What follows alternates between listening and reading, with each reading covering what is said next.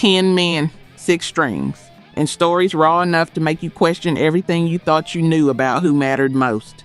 You know who's already got the plaques.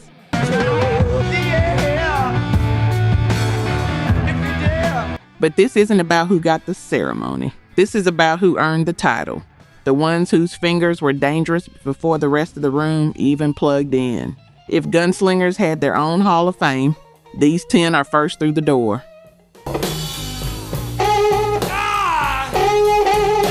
The man who may have been the greatest pure guitarist of his era, the one Jeff Beck couldn't stop talking about, the one John Lennon tracked down after a PBS documentary, died in a county jail cell on a Sunday night in August, and the music press moved on by Monday.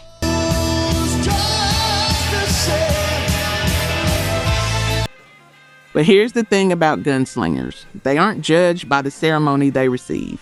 They're judged by what they left behind when the smoke cleared. Roy Buchanan left behind a sound that guitarists still reach for, a tone they still chase, and most of them never find it. That's the standard. That's always been the standard.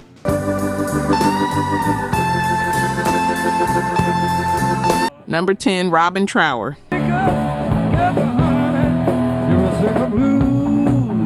His entire solo career, Robin Trower got called a Hendrix knockoff. Every review, every interview.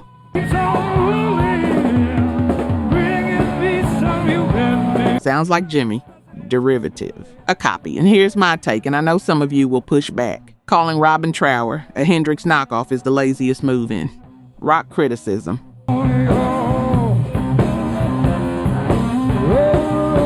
You don't get that control of space and sustain, that feel, that specific relationship with silence inside a note just by copying someone. You get it by living inside the music until it lives inside you.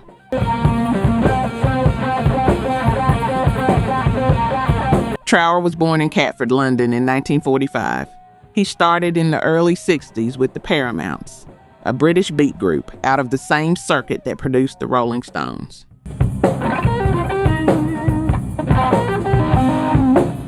By 1967, he's guitarist for Procol Harum, the band behind A Whiter Shade of Pale. 5 albums with them, patient, developing.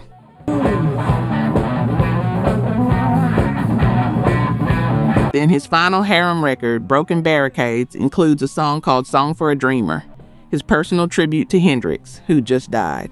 He writes it quietly, doesn't announce it, just puts it down on tape. Then he leaves. Forms a power trio, and in 1974 releases Bridge of Sighs. It climbs into the top 10 in the United States. Day of the Eagle, 2 Rolling Stoned, songs that lodge in guitar players' hands for the next 50 years.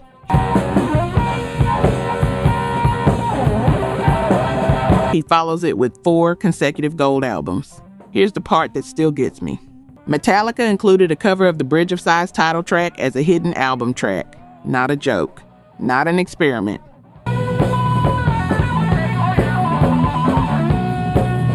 A cover because those riffs got into James Hetfield and Lars Ulrich at a formative moment and wouldn't leave.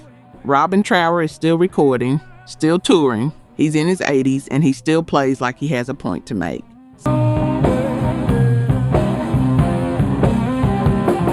Some people say he never stepped out of Jimmy's shadow. I'd argue he was never in it. He was standing right beside it, making something of his own. Number 9, Uli John Roth.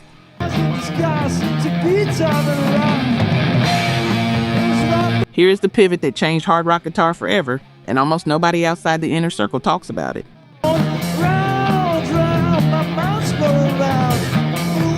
In 1973, Michael Schenker is 19 years old and the lead guitarist for the Scorpions, already dangerous.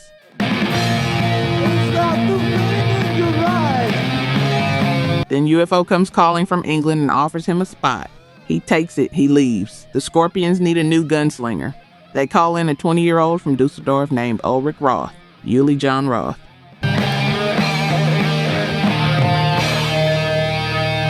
And what happens over the next 5 years reshapes what an electric guitar is capable of in a hard rock setting. Roth doesn't replace Schenker. He rewires the concept entirely.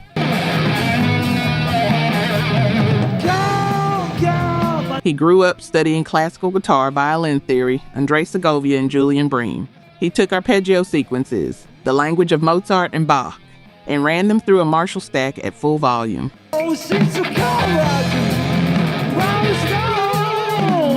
The two things shouldn't have worked together.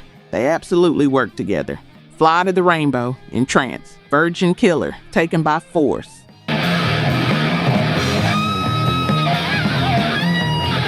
4 studio albums between 1974 and 1977 that guitar players still go back to for lessons they can't find anywhere else. The solo on The Sails of Charon alone is a graduate course in what the electric guitar doesn't have to be.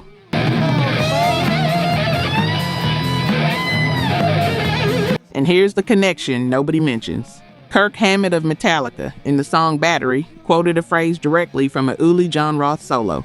Not sampled, quoted. A nod from one gunslinger to the man who showed him something he'd never seen before.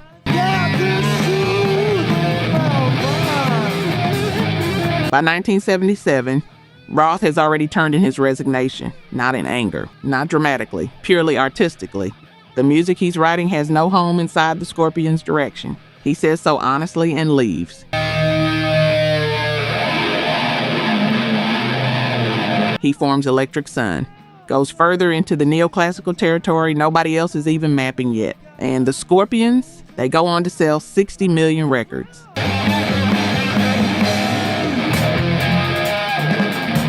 Rock You Like a Hurricane. Stadium gigs for 4 more decades. Roth watches that happen from outside the frame.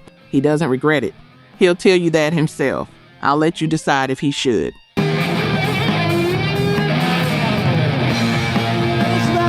Let's look at the numbers. Only 9% of you are actually subscribed.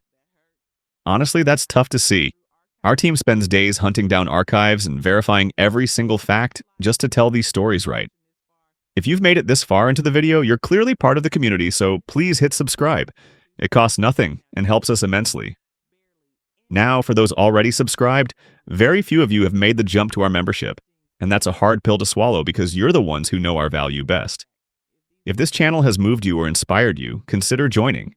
It's the price of one coffee, but it's the literal fuel for this channel. Let's keep this alive together. Back to the story. Number 8, Mick Ronson.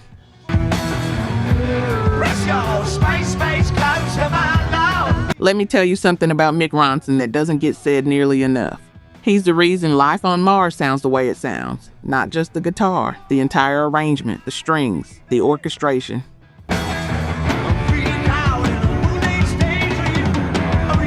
David Bowie wrote the song on acoustic guitar and brought it to Ronson. And Ronson, a classically trained pianist who studied violin as a child, built an orchestral world around it from scratch.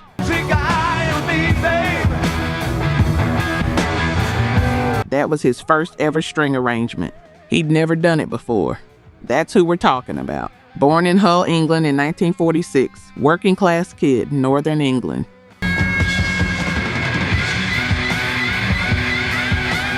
He joins Bowie in 1970 when Bowie is a struggling singer-songwriter with 2 minor novelty hits behind him.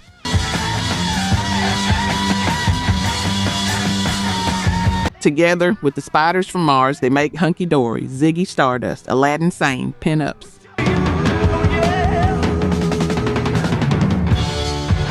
Some of the most important records in rock history. Ronson is on all of them, playing guitar, arranging strings, producing, often all 3 at once.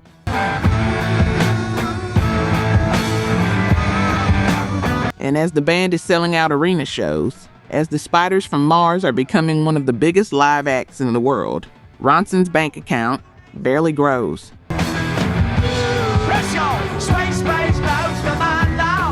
The money doesn't match the moment. It almost never does for the person standing beside the star.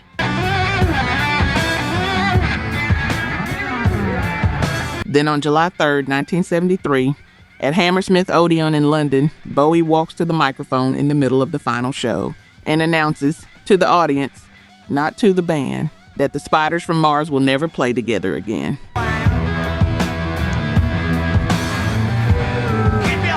Ronson finds out at the same moment as the crowd. He keeps working after that. Bob Dylan, Lou Reed, Ian Hunter, Morrissey, John Mellencamp, a gifted producer a brilliant arranger, the most quietly useful person in every room he entered.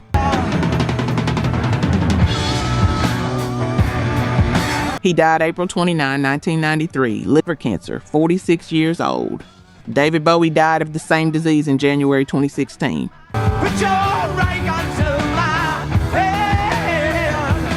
Two men, the same illness, the same creative partnership. One got the monument. One got a documentary 20 years later and a Wikipedia page that still can't quite capture it.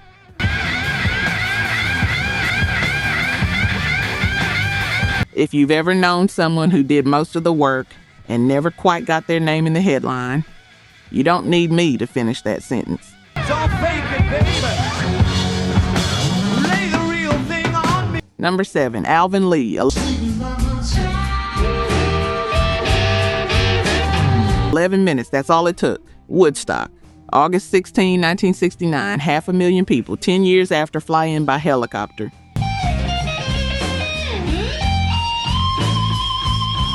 And for 11 minutes, Alvin Lee plays I'm Going Home on a red Gibson ES 335 with a peace symbol sticker on the body and becomes the fastest.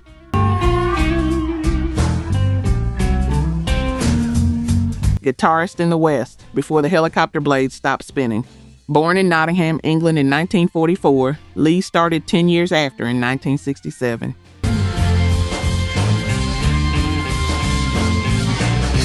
By 1969, they're already a road band, relentless, blues hard, uncompromising.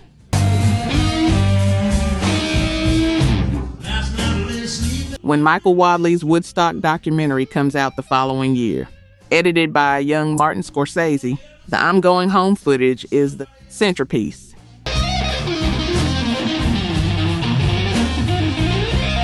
"11 minutes of Captain Speedfingers and suddenly 10 years after are everywhere. What followed was brutal in the way only real success can be brutal.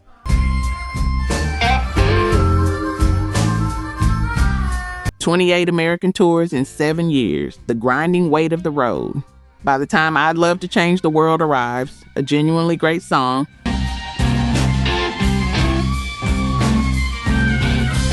One of the defining guitar rock tracks of 1971, the band is already wearing thin from the inside out. Lee leaves in 1975, goes solo.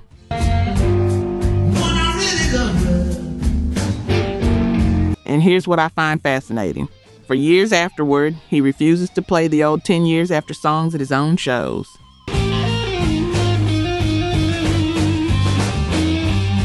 He said eventually, and I respect the honesty, I was a bit mean to the audiences. I don't care so much now, because some of those ancient songs sound like old friends.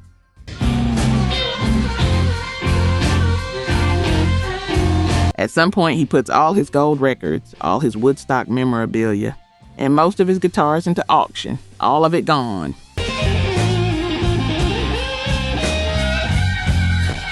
He didn't want to live inside the relic. Then routine surgery in Spain to correct an irregular heartbeat goes wrong.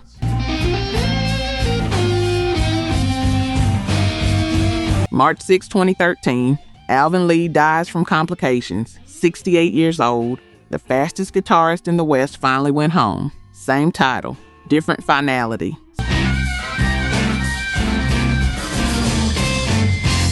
Some of y'all have seen that Woodstock footage. Some of you first heard I'm Going Home at a very specific moment in your life, in a very specific place. You know exactly where you were.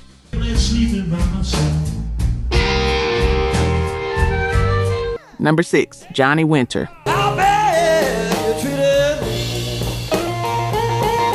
An albino kid from Beaumont, Texas, in the late 1950s and early 1960s.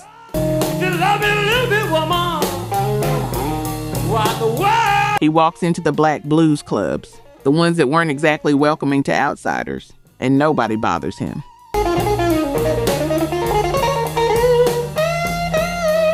Because the blues doesn't care about the color of your skin.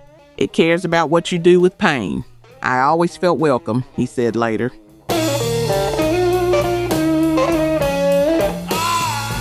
Born February 23, 1944, Johnny Winter was playing guitar before he could fully see it. Albinism gave him poor eyesight and a head of long white hair that made him impossible to miss on a stage.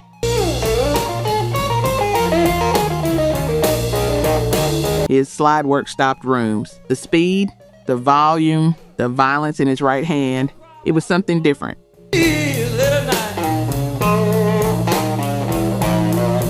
When Rolling Stone covered the Texas blues scene in 1968, they singled him out as one of the best guitarists in the state.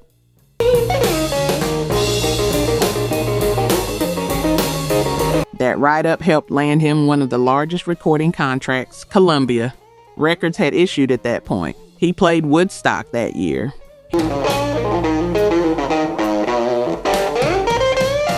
Here's what I think about when I think about Johnny Winter. Not the records, not the Columbia deal, not the Woodstock footage. I think about Muddy Waters. By the mid-1970s, Muddy Waters is considered a legend, but the industry has quietly abandoned him. His records aren't selling the way they used to.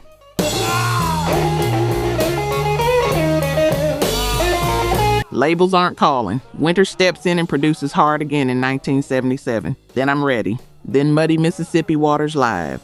3 Grammy-winning albums.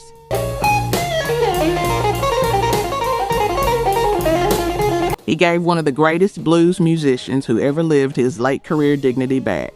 Not because it was going to help his own career, because Muddy was his childhood hero and the moment was right.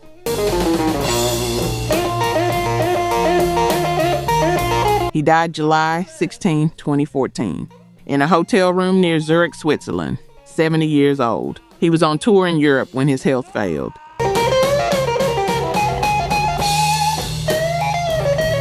He played a show in Austria 2 days before he died. His final album, Step Back, featuring Eric Clapton and Don Henley, was released 2 months after his death. It won the Grammy for Best Blues Album. He didn't get to hold it. He never needed to.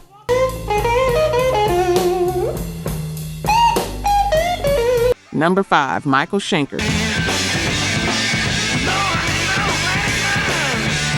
He was 17 years old, playing lead guitar on the Scorpions' debut album, Lonesome Crow, in 1972.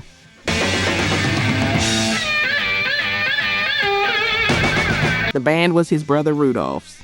Michael joins the family business and immediately becomes the most dangerous thing in it.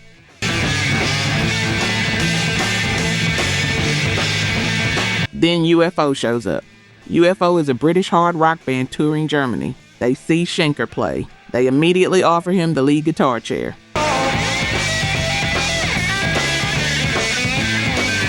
He's 17. He says yes. He crosses the channel. And what happens over the next 6 years is one of the greatest sustained runs of guitar work in hard rock history. Phenomenon, 1974. Dr. Doctor, Rock Bottom. The riffs that would settle inside a young Dave Mustaine, a young Kirk Hammett, a young Joe Elliott. The foundations of an entire generation of metal guitar thinking laid down by a teenager from Sarstedt.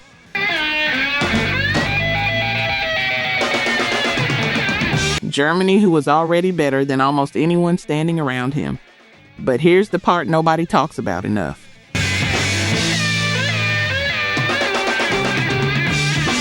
Schenker is brilliant and he's fallen apart at the same time. The alcoholism is already there. He disappears from tours mid-run, leaving the band stranded. He leaves. He comes back. He leaves again.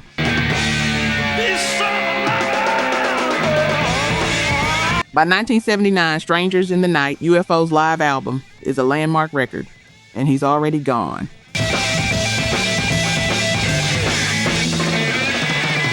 He briefly rejoins the Scorpions for one album, starts the Michael Schenker Group, gets an invite from Ozzy Osbourne in 1982, right after Randy Rhoads has died, to be his guitarist. He doesn't take it.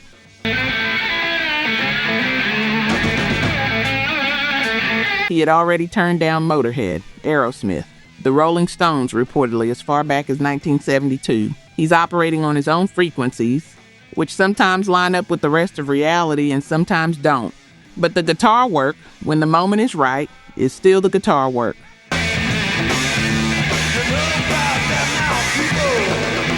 Dave Mustaine, Kirk Hammett, Joe Elliott, all of them point back to that Flying V. All of them learned something specific from how it sounded when Michael Schenker had it in his hands. He's still recording, still touring, Some gunslingers don't make it easy to root for them. You root for them anyway.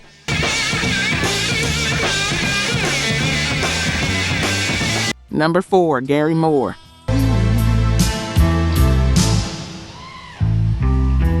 When Gary Moore was a teenager in Belfast, he saw Peter Green play with Fleetwood Mac, and that was it.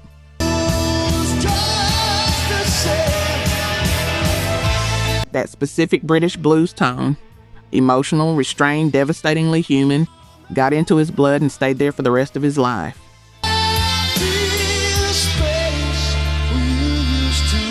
He was 16 when he moved to Dublin and joined Skid Row. Not the 1980s one, the original Irish Skid Row.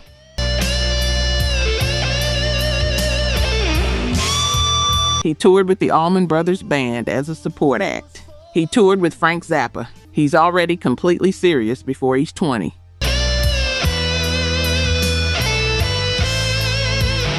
Then Phil Lynott calls. Lynott is his old Skid Row mate, now fronting Thin Lizzy. Moore joins the band, leaves, returns again, leaves again.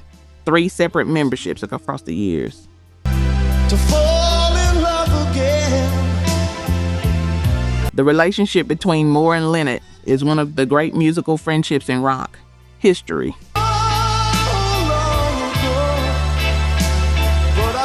When Lynott dies in January 1986 from organ failure at 36 years old, Moore has already started writing toward grief.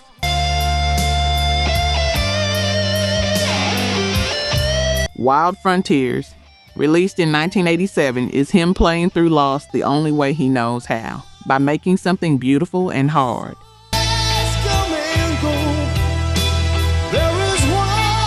But 1990 is when everything shifts. Still got the blues. Suddenly Moore is a blues guitarist, not a rock guitarist who plays the blues. A blues guitarist.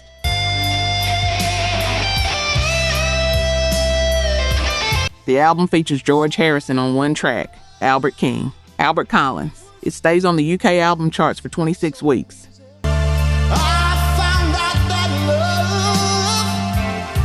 Eric Clapton starts performing Still Got the Blues in concert, includes it on his own 2013 album, Old Sock.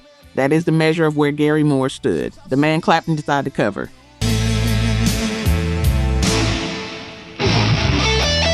Joe Bonamassa, Kirk Hammett, Zach Wild, all of them will tell you plainly what Gary Moore meant to how they play.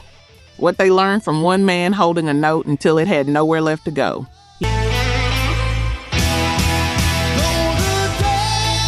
He died February 6, 2011, heart attack in his sleep. Hotel room in Estepona, Spain, 58 years old, he was on holiday.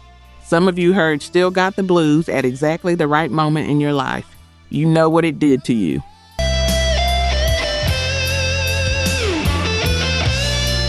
Number 3, Danny Gadatin.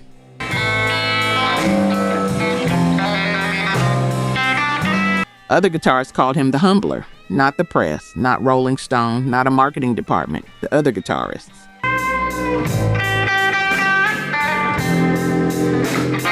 The people who played beside him in clubs in Washington, D.C. and Maryland and came off the stage shaking their heads.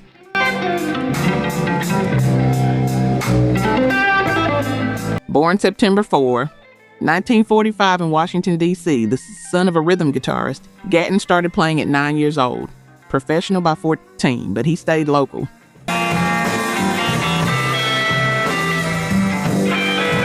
He stayed close to home. He hated touring, hated being away from his farm, his wife, his daughter, his vintage cars. He built a career inside a radius of a few hundred miles and became, within that radius, something approaching myth.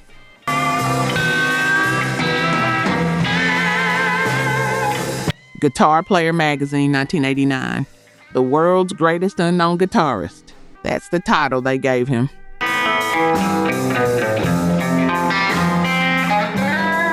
He'd been playing for 30 years at that point. The style he called redneck jazz, blues, rockabilly, jazz, country, all at once, all on a Telecaster.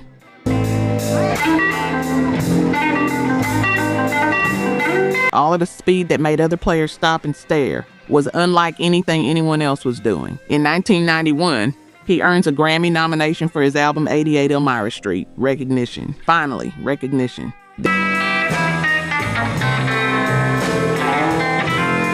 Then in early 1994, his vocalist and right-hand man Billy Windsor dies of a heart attack in January, and something in Gatton goes dark.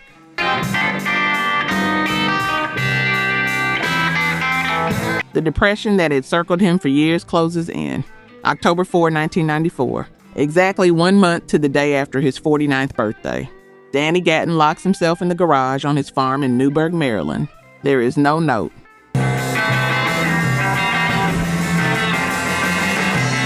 His death goes largely unacknowledged in the mainstream music press.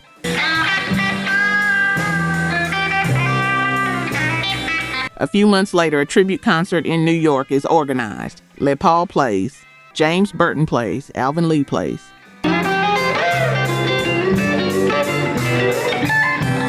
The other Gunslingers show up. The people who knew, they came. Some of you are nodding right now because you already knew his name before tonight.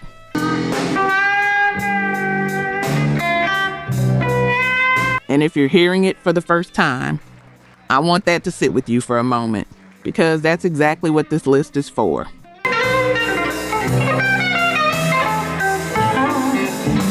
Number 2, Rory Gallagher.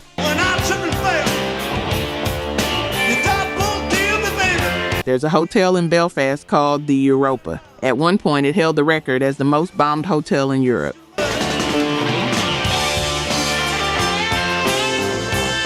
During the height of the Troubles in Northern Ireland, most musicians avoided Belfast entirely. Too dangerous, too complicated.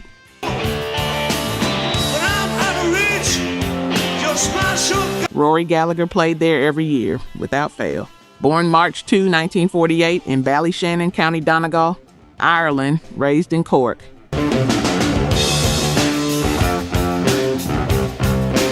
Gallagher came up through the show band circuit before forming Taste in 1966, a blues rock power trio that opened for Cream at their farewell, shows at the Royal Albert Hall, and supported Blind Faith on their American tour.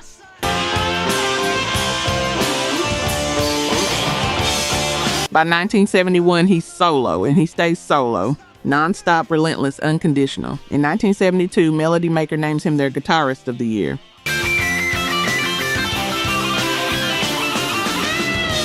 He sells over 30 million albums across his career.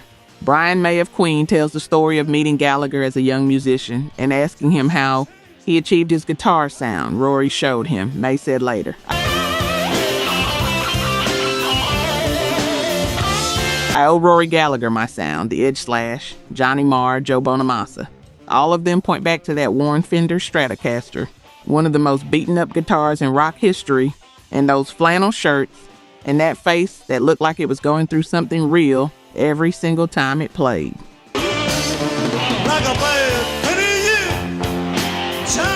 In 1975, the Rolling Stones come calling. Mick Taylor is leaving. They need a new guitarist.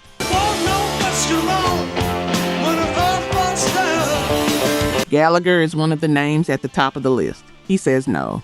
Ronnie Wood eventually gets the gig. Rory Gallagher doesn't care about the marquee. Never did.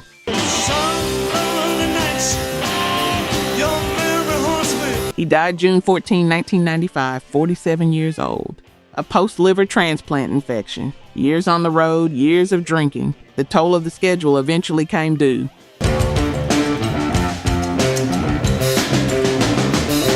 He left behind a catalog that still sounds like a man who meant every single note.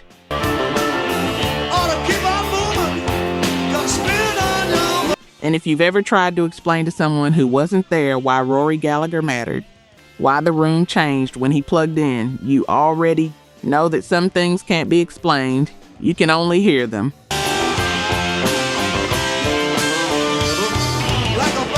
Number 1, Roy Buchanan.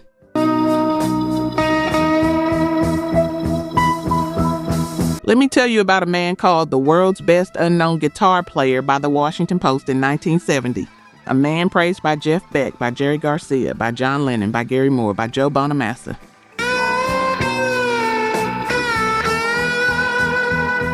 A man whose PBS documentary in 1971, literally called Introducing Roy Buchanan, finally brought him to the attention of the major labels after 20 years of playing sessions and honky-tonks in the Washington, D.C. area, and a man who, by almost all accounts, turned down the Rolling Stones.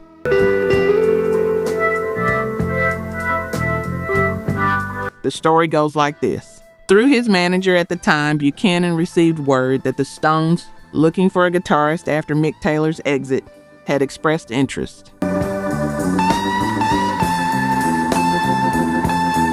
In his own words, in his own interview, "I didn't figure I could do the job right. I guess I'm lazy." He also said he was afraid of becoming the next casualty in that band.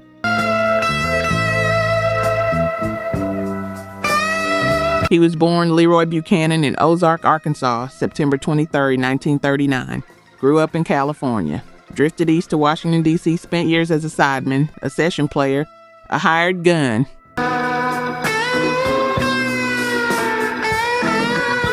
Teaching a young Robbie Robertson how to play guitar in the process, before Robertson went on to form the band.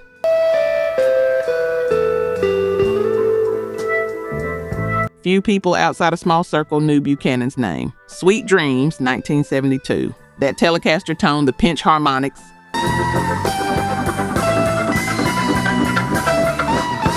The voice-like quality he coaxed from just the tone knob was a thing that couldn't be easily described. It had to be heard.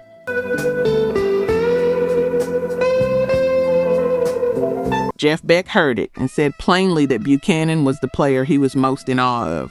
John Lennon reached out after seeing that PBS documentary. And yet, a handful of albums on Polydor and Atlantic and Alligator Records. No commercial breakthrough, no hit single, no arena, just that tone and the people who understood what it meant.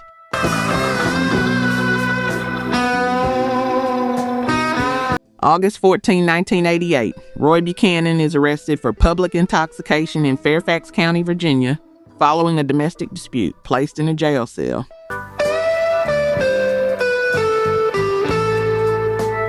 Hours later, he's found dead. The official ruling is suicide. His shirt tied around his neck. His family disputes it. His friends dispute it. There was bruising on his head that doesn't fit the story.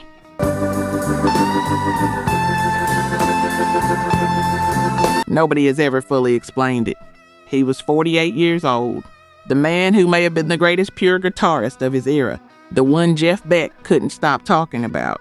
The one John Lennon tracked down after a PBS documentary, died in a county jail cell on a Sunday night in August.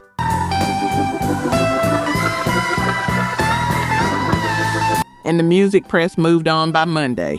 But here's the thing about gunslingers. They aren't judged by the ceremony they receive. They're judged by what they left behind when the smoke cleared.